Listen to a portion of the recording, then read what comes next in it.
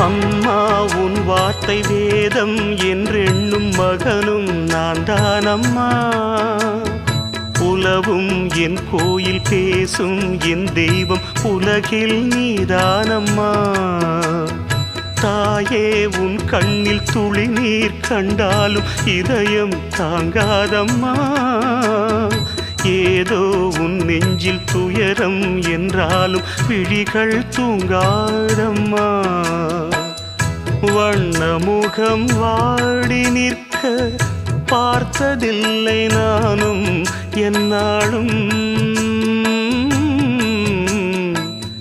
வாடை கொஞ்சம் கூந்தலை ஆடை கொண்டு மூடிட வருத்தம் என்ன இந்நேரம்.